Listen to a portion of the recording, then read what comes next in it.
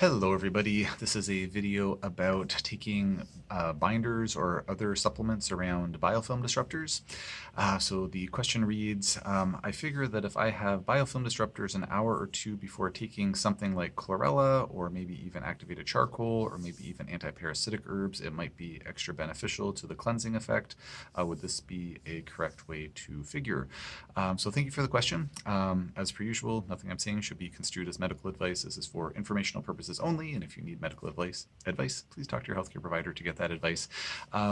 So generally speaking, when I recommend biofilm disruptors to my patients, I don't necessarily, I should say, recommend binders alongside them. I mean, there might be some cases where folks are on binders for other reasons already. Maybe they're doing a mold treatment protocol, a heavy metal detox protocol, they're on a binder for some other reason.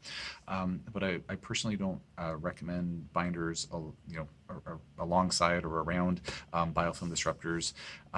In terms of using antiparasitic herbs around biofilm disruptors, if I thought that we might be dealing with some parasites that were hiding out in biofilms, then I might recommend those herbs. But I wouldn't necessarily work with antiparasitic herbs just because a person's on a biofilm disruptor.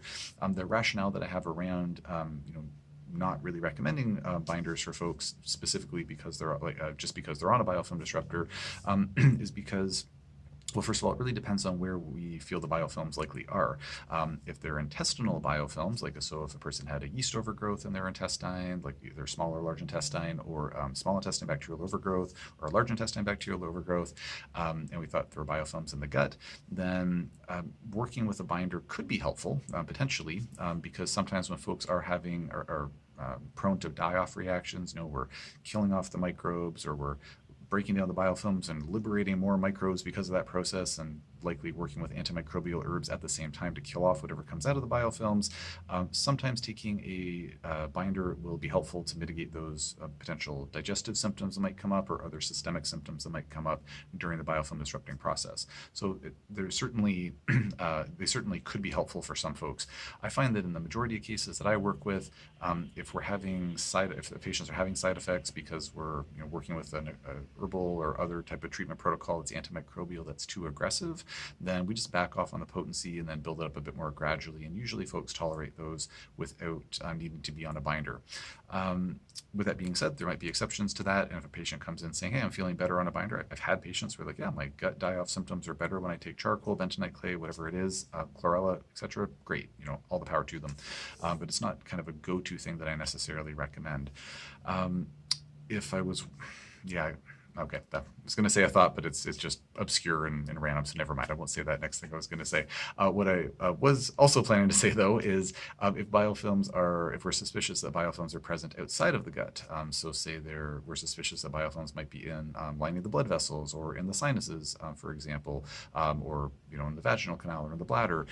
In those cases, I would really not think of putting them on a binder, because I don't think the binder is likely going to get to those sites. Chlorella does seem to have some systemic absorption. I say that in part because I've had some patients, when they take chlorella, their sweat gets a greenish tinge to it, and where else could that be coming from? Now, whether the actual binding properties of the chlorella are getting into their tissues, or it's just the chlorophyll, I don't know, but maybe there is some systemic binding properties to chlorella.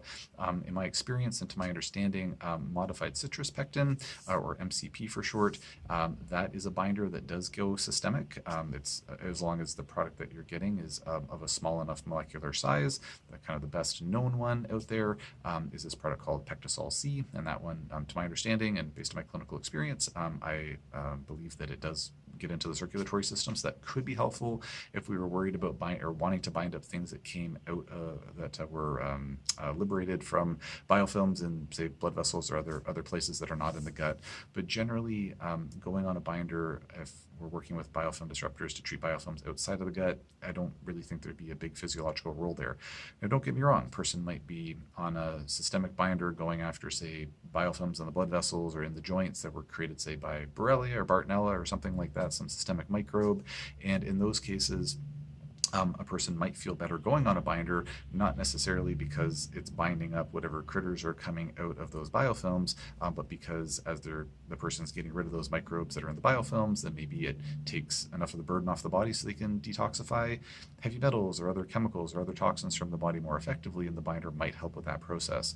So circling back to what I said earlier, if a person's feeling better on a binder, far be it from me to say stop the binder just because it doesn't necessarily make physiological sense to be on it. But it wouldn't, again, be a go-to thing that I would necessarily recommend just because a person's going on a biofilm disruptor. So I hope that answered your question. Thank you for the question. If anybody has any questions on this topic or anything else, just post it in the comment section below, and I will do my best to answer as soon as I can.